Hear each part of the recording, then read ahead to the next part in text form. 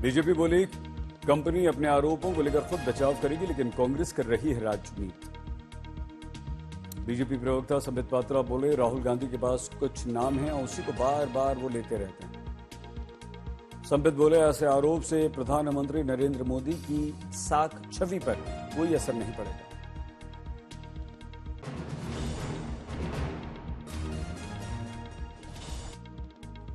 उद्योगपति गौतम अडानी पर अमेरिका में धोखाधड़ी पर कांग्रेस का सरकार पर तीखा वार। राहुल गांधी ने कहा अडानी को तुरंत गिरफ्तार करना चाहिए।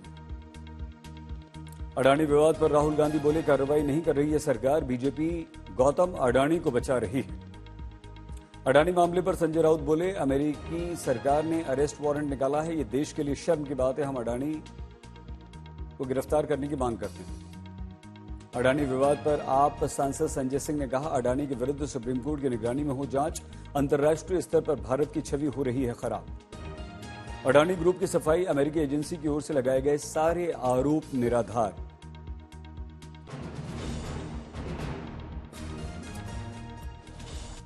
जयराम रमेश गौतम अडानी पर बोले न्यूयॉर्क में $250 मिलियन रिश्वत देने का आरोप, सोलर एनर्जी कॉन्ट्रैक्ट पाने के लिए दी गई रिश्वत।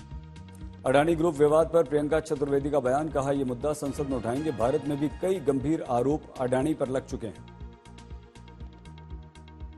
तो हम इसका मुद्दा जरूर उठाएंगे। इंडिया में इतने गंभीर आरोप लगे, सेबी से लेकर सारी जो जांच की एजेंसीज हैं सब उस पर चुप बैठी हैं। अडानी मामले पर अमित मालवीय बोले किसी भी प्रतिक्रिया देने से पहले पढ़ना हमेशा अच्छा होता है, जब तक दोषी न माना जाए तब तक निर्दोष।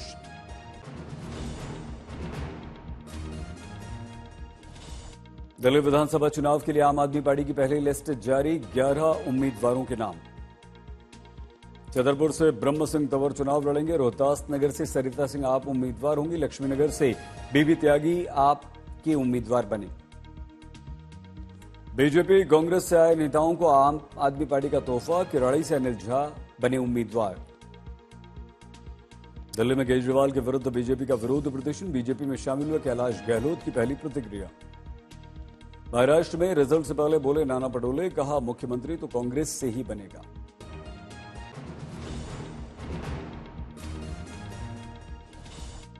अमरावती में राजीव गांधी विद्यालय से 4 ईवीएम मशीनों को दोपहिया वाहन से ले जाने के आरोप में हंगामा, सभी नाराज कार्यकर्ताओं ने हंगामा किया। अमरावती में ईवीएम ले जाने पर हंगामा, प्रशासन ने आरोप को कहा निराधार। नागपुर में पोलिंग पार्टी पर हमला, ईवीएम ले जाते समय जोनल ऑफिसर की गाड़ी पर पथराव। कांग्रेस कार्यकर्ताओं पर पथराव के लगे आरोप, अफवाह के चलते मामले को अंजाम दिया गया। महाराष्ट्र एग्जिट पोल पर संजय राउत की प्रतिक्रिया, एग्जिट पोल फ्रॉड, इसमें कोई सच्चाई नहीं।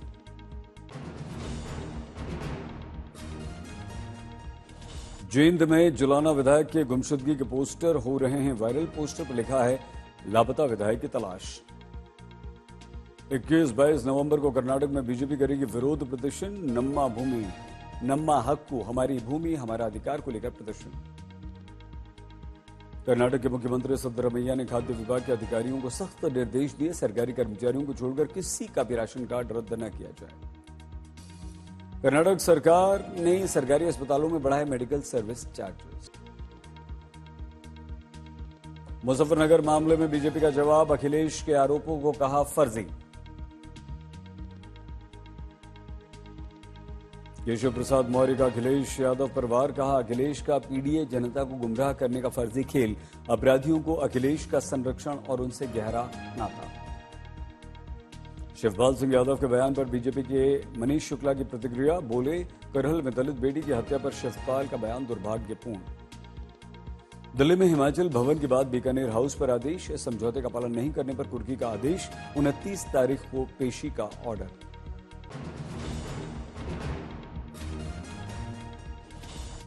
हिंदू एकता पदयात्रा के लिए बागेश्वर धाम में उमड़ा जनसैलाब, आज से धीरेन्द्र शास्त्री की पदयात्रा शुरू।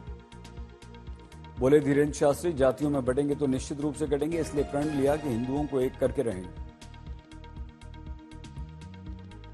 तो कटोगे, आपको लगता है ये नारा सही था जो दिया गया था? जातियों में बटेंगे तो निश्चित रूप से कटेंगे, इसलिए तो हमने प्रण लिया है कि अब हम हिंदुओं को एक करेंगे। Thank you. वीरेंद्र शास्त्री बागेश्वर धाम से ओरछा तक 160 किलोमीटर की करेंगे पदयात्रा। बोले धीरेन्द्र शास्त्री, हिंदुओं को एकजुट करने सनातन धर्म के प्रचार प्रसार के लिए आज से 29 नवंबर तक है पदयात्रा।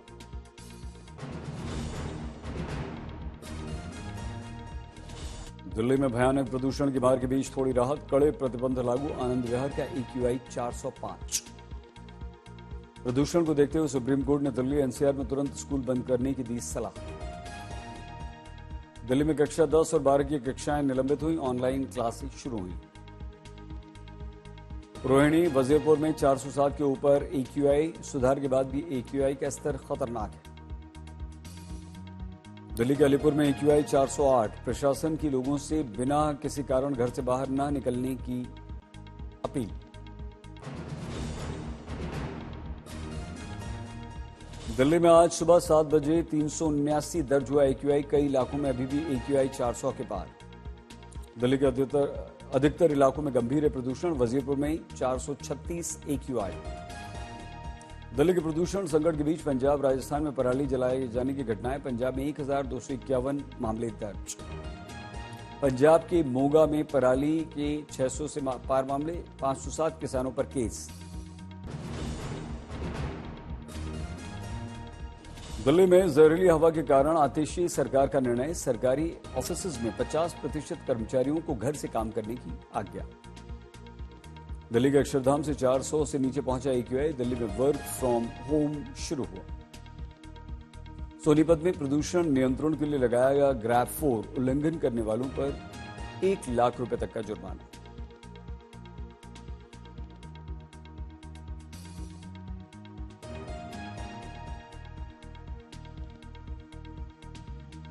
पटना में मिठाई की दुकान पर फटा सिलेंडर, 1 की मौत।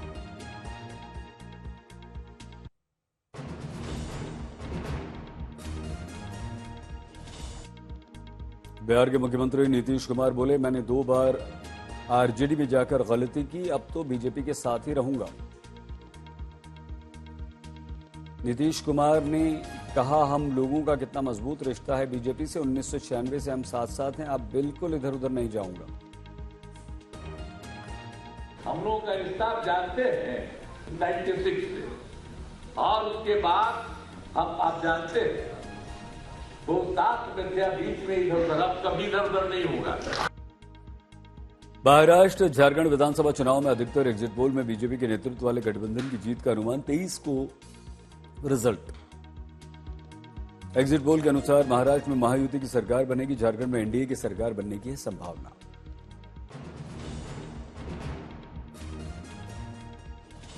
डोमिनिका राष्ट्रमंडल से भी पीएम मोदी को दिया गया अपना सर्वोच्च राष्ट्रीय सम्मान, डोमिनिका अवार्ड ऑफ ऑनर से प्रधानमंत्री नरेंद्र मोदी को किया गया सम्मान।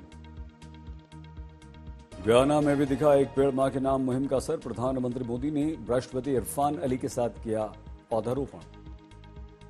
प्रधानमंत्री नरेंद्र मोदी की कैरिबियाई देश गुयाना दौरे का अंतिम दिन, बारबाडोस भी देगा प्रधानमंत्री नरेंद्र मोदी को अपना सर्वोच्च सम्मान। बलरामपुर में यूपी के मुख्यमंत्री योगी आदित्यनाथ ने देवी पाटन मंदिर का दौरा किया, विधि विधान से पूजा अर्चना की।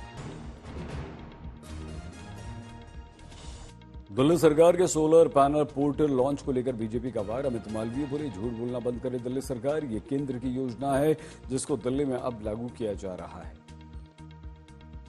कर्नाटक में हिंदुत्व पर टिप्पणी पर विवाद में मुख्यमंत्री सिद्धरमैया के बेटे ने कहा, भारत को हिंदू राष्ट्र के रूप में देखना बेहद खतरनाक।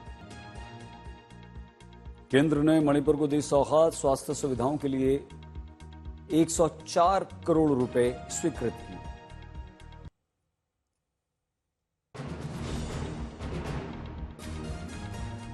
यूपी के अलीगढ़ में भीषण सड़क हादसा, 5 लोगों की मौत, 15 लोग घायल। यमुना एक्सप्रेसवे पर बस दिल्ली से आजमगढ़ जा रही थी, तेज रफ्तार ट्रक से टकरा गई। शीशे तोड़कर लोगों को बाहर निकाला गया, घायलों को अस्पताल में भर्ती कराया गया। मध्य प्रदेश के गुना में किसान की मौत से नाराज कांग्रेस ने सरकार के विरुद्ध खोला मोर्चा। कांग्रेस के प्रदेश अध्यक्ष जीतू पटवारी ने मुख्यमंत्री डॉक्टर मोहन यादव पर लगाया आरोप।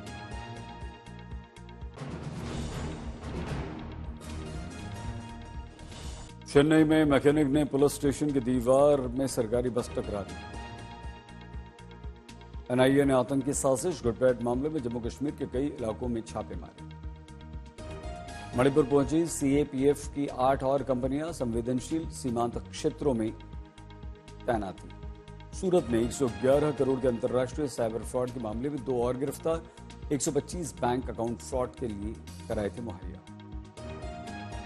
जयपुर में नगर निगम ने जब्त कबाड़ से किया अनूठा कमाल। वेस्ट वंडर पार्क बना लोगों के बीच आकर्षण।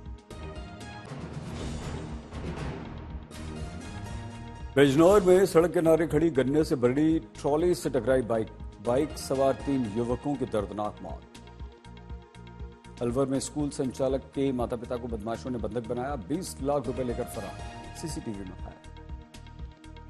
झांसी मेडिकल कॉलेज हादसे में मौत के जिम्मेदारों पर नहीं बल्कि चूना डालने वालों पर कार्रवाई, 2 कर्मचारियों को निलंबित कर दिया। औरैया में अवैध शराब की भट्टियों को किया गया नष्ट, नकली शराब पर प्रशासन ने की कार्रवाई।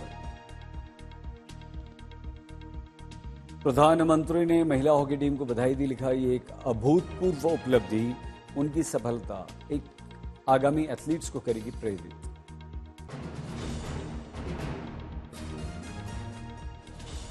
गृह मंत्री अमित शाह ने भी महिला टीम को बधाई देते हुए लिखा, आपकी जीत न केवल हमारे लिए गौरव बल्कि हमारी नई पीढ़ी के खिलाड़ियों के लिए प्रेरणा, आप और भी निखरेंगे। महिला एशियन चैंपियनशिप ट्रॉफी के विजेताओं पर इनाम की बौछार, मुख्यमंत्री नीतीश कुमार ने टीम के खिलाड़ियों को 10-10 लाख रुपए देने का आह्वान किया। उत्तर प्रदेश के मुख्यमंत्री योगी आदित्यनाथ ने भी महिला टीम की खिलाड़ियों को बधाई दी, लिखा चीन को पराजित कर देश का गौरव बढ़ाने वाली भारतीय महिला हॉकी टीम को हार्दिक बधाई। केंद्रीय मंत्री मनसुख भाई मांडविया ने भी किया बड़ा ऐलान, कहा खेलो इंडिया यूथ गेम्स 2025 में बिहार में आयोजित किया जाएगा।